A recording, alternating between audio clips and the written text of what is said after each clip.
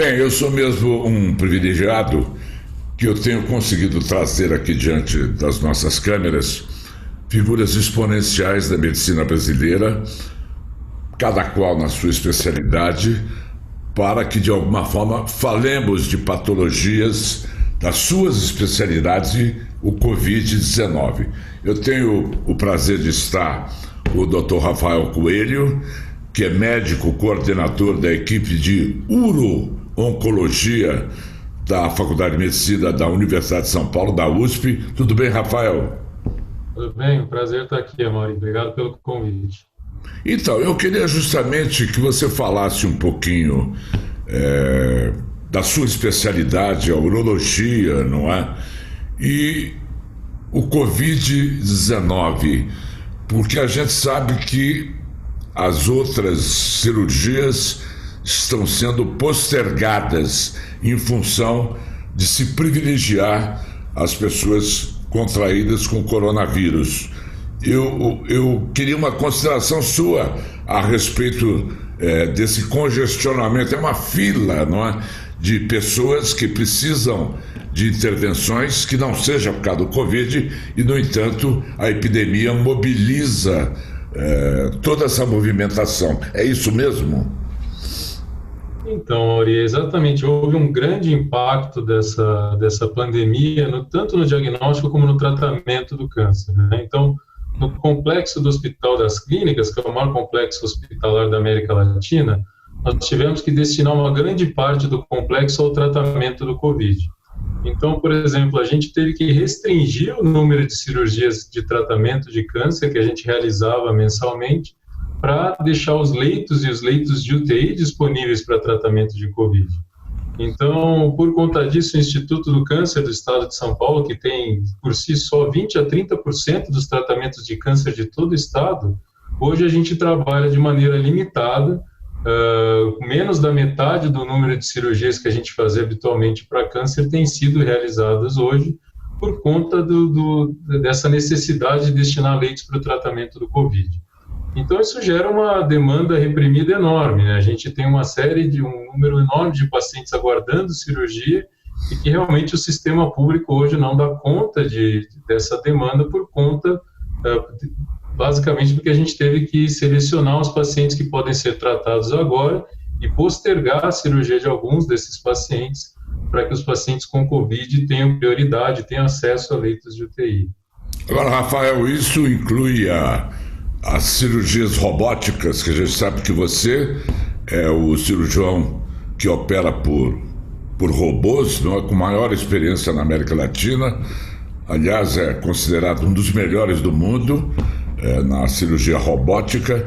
Quer dizer que a cirurgia robótica, ela está nas mesmas condições da cirurgia normal. A cirurgia robótica, então, obrigado pelo elogio. A cirurgia robótica tem sido afetada tanto quanto a cirurgia tradicional, porque a cirurgia robótica, 80%, 90% das cirurgias robóticas são para o tratamento do câncer nas diversas áreas, seja urologia, cirurgia do aparelho digestivo, cirurgia ginecológica ou torácica. Então, a maioria das cirurgias que a gente faz com robôs são cirurgias de câncer. Elas foram afetadas tanto no sistema público, onde a gente tem plataforma robótica disponível, como no sistema privado.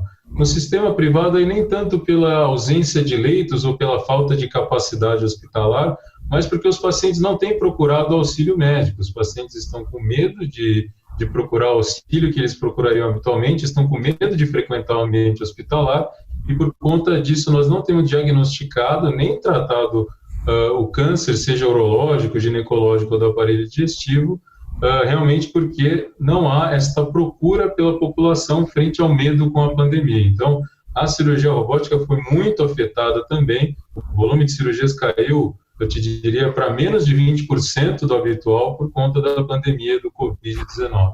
Então, esse impacto foi sentido, sim, na cirurgia com robô.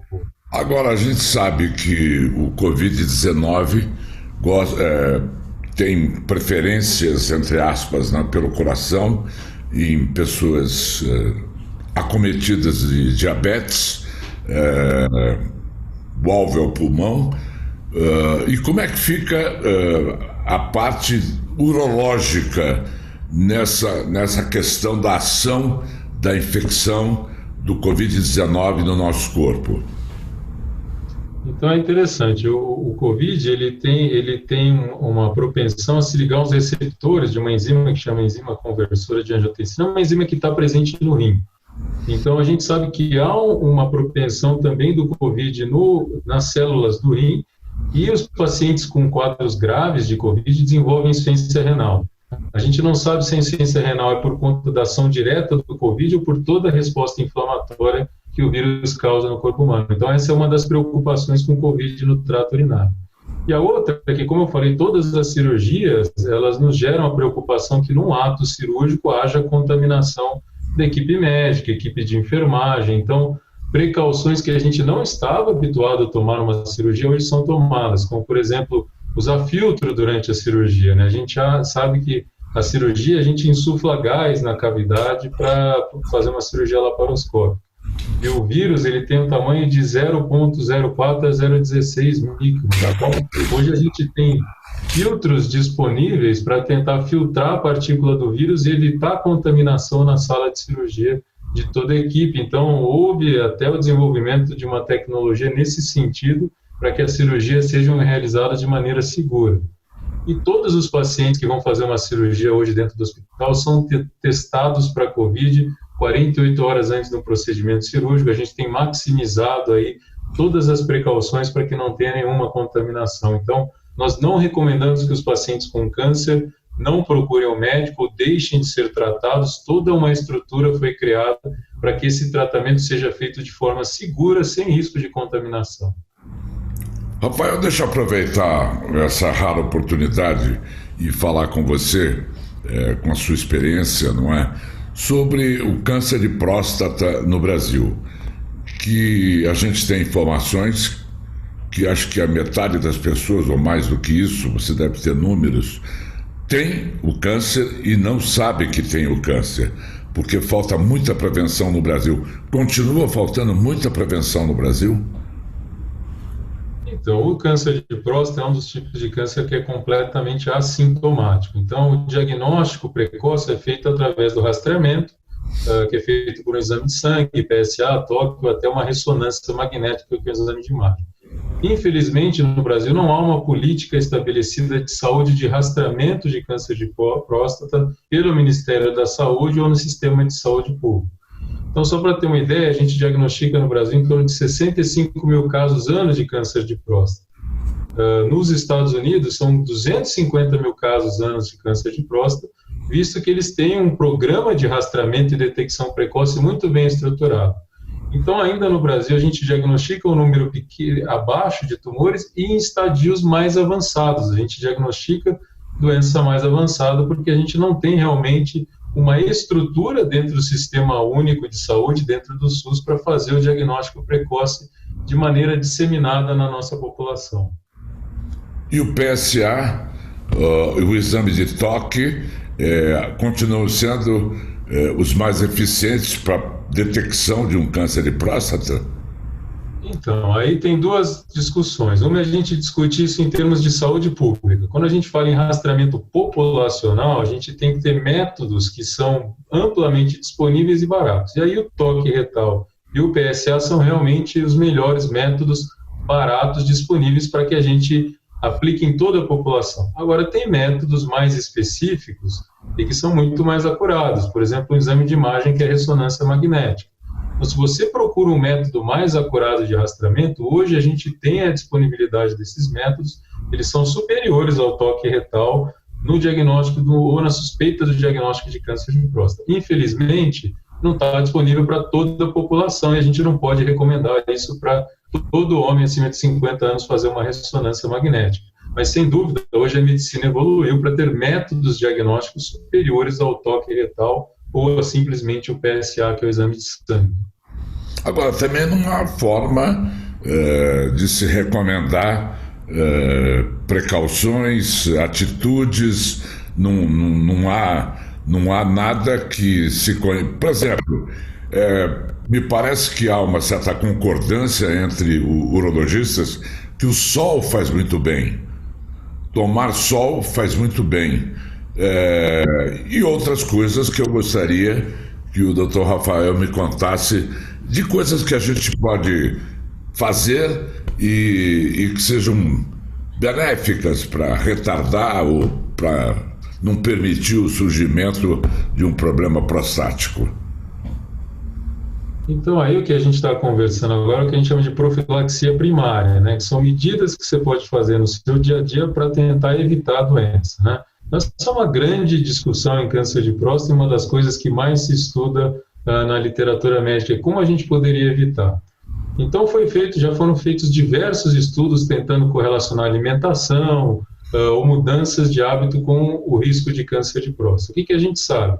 Em termos de alimentação, existe um nível de evidência que o licopeno tem um papel na prevenção de câncer de próstata. O licopeno está amplamente presente no tomate, por exemplo. Então, essa é uma evidência que a gente tem, que o licopeno tem um papel em reduzir a incidência de câncer de próstata. Sim. Outras medidas que melhoram a saúde global, como perder peso, não ter uma dieta rica em gordura, uma dieta rica em vegetais, todos aqueles atos que melhoram a saúde global e a saúde cardiovascular também estão correlacionados com uma redução de risco de câncer de próstata ao longo da vida. A gente sabe, por exemplo, que obesidade está correlacionado com o aumento do risco de câncer de próstata e com tumores mais agressivos. Então, isso já é comprovado em estudos que correlacionam populacionalmente esse risco. Então, essas medidas para a saúde global, exercício físico, perder peso, evitar obesidade, evitar comida, gordura animal, tudo isso tem um impacto em reduzir o risco de câncer de próstata. E outro impacto relacionado ao licopeno. Outras medidas carecem de comprovação, eu te diria. No caso do sol. O sol, a correlação do sol é com a vitamina D. Então, existem alguns estudos que mostram uma correlação fraca, mais protetiva de vitamina D com menor risco de câncer de próstata, mas é uma correlação causal pequena. Então, pode ter algum impacto, mas não é que você reduz amplamente o risco de câncer de próstata com vitamina D. Cada um desses fatores tem um pequeno impacto. Então, o que eu poderia recomendar? É a soma de todos esses fatores que vão te ajudar a reduzir o risco de câncer de próstata ao longo da vida. Agora, o principal fator de risco é genético, é hereditário. Então, um homem que tem um parente de primeiro grau com câncer de próstata tem um risco 5 vezes maior que do resto da população de desenvolver a doença ao longo da vida. E isso é herdado, a gente não vai conseguir diminuir isso, porque esses genes predisponentes ao câncer são herdados. Para esse homem, o que a gente tem que fazer? Detecção precoce, rastreamento, procurar um especialista e, se diagnosticar uma fase em que ele é curável, com mínimo efeito colateral. A hiperplasia prostática benigna, ou seja, não sei se vou dizer direito, doutor, me corrija, mas que é o crescimento da próstata, mas de uma forma benigna, também há tratamentos, são os mesmos cuidados, os mesmos tratamentos. E qual é o perigo de uma hiperplasia prostática que é benigna virar maligna? Tá, então essa é uma outra coisa interessante. São doenças completamente diferentes. Hiperplasia benigna não tem nenhuma correlação com câncer de próstata, nem predispõe a câncer de próstata, não tem nenhuma correlação entre essas duas patologias. A hiperplasia benigna ela é inexorável no homem. Todo homem vai ter um aumento da próstata ao longo da vida. Então é quase que fisiológico esse aumento. Em alguns homens, essa hiperplasia causa dificuldade miccional. Fica aquela questão do jato urinário mais fraco, acorda muitas vezes à noite para urinar, tem que fazer força para urinar. Neste caso, a hiperplasia benigna é considerada uma patologia porque ela causa sintomas, ela causa problemas para urinar. E aí a gente tem tratamentos disponíveis para isso, que são desde medicamentos, tratamentos com laser ou até cirurgia para tratar a hiperplasia. Mas esses sintomas não têm nada a ver com câncer de próstata, a hiperplasia não tem nada a ver com câncer de próstata, os tratamentos são completamente diferentes de uma patologia ou de outra. Perfeito.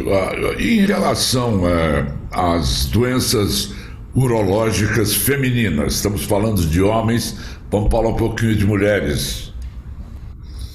Então, assim, as doenças urológicas quais femininas são quais são as doenças mais recorrentes no Brasil? Então, a doença urológica feminina mais frequente é o cálculo renal, né? Então, o cálculo urinário é uma doença urológica que é extremamente prevalente na população e é o que acomete a maioria das mulheres que procuram o consultório, por exemplo, de urologista, é o cálculo renal.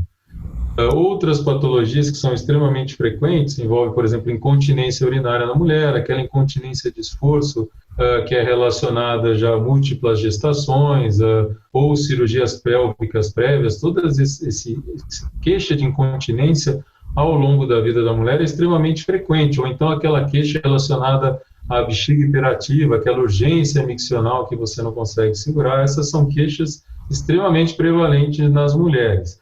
Além dos tumores urológicos também aparecerem nas mulheres, como tumor de rim, tumor de bexiga, esses tumores urológicos também são prevalentes na população feminina.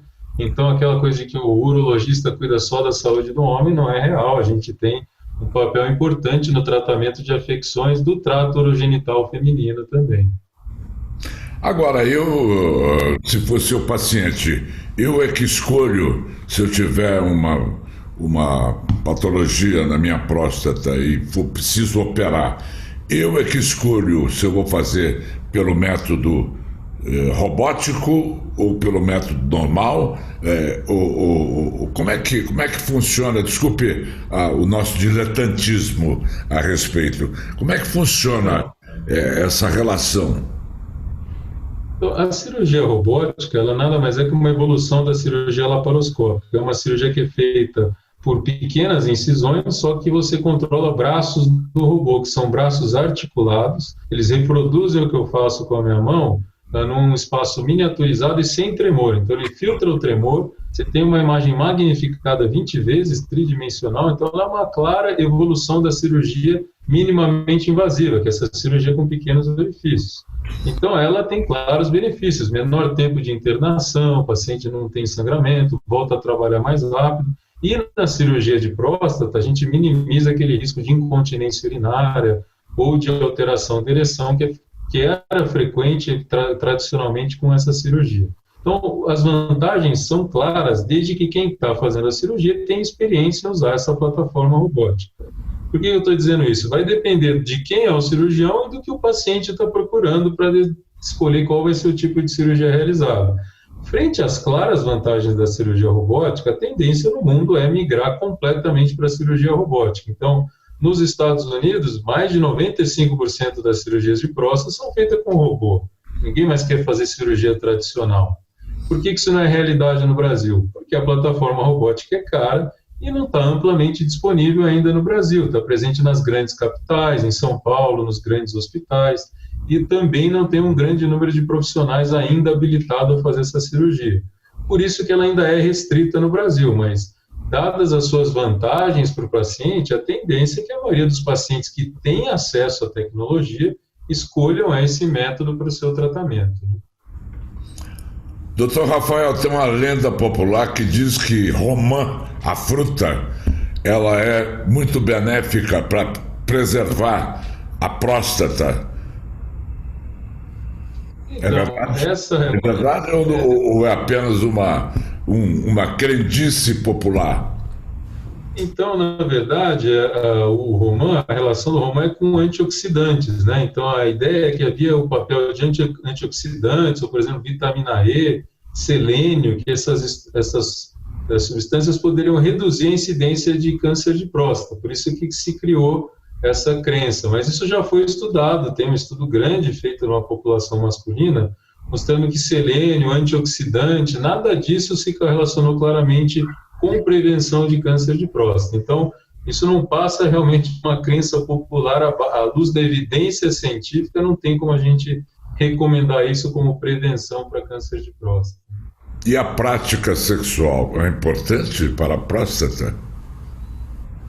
É interessante. Então, como eu falei, uma das coisas que mais se estuda é tentar correlacionar métodos para diminuir a incidência ou atitudes da sua vida que reduzam a incidência de câncer de próstata. E tem estudos mostrando que o maior número de relações sexuais se correlaciona com menor incidência de câncer de próstata. Isso já foi demonstrado, então existe essa comprovação em alguns estudos de que quem, por exemplo, tem três ou mais relações sexuais durante a semana tem uma incidência de câncer de próstata inferior ao longo da vida.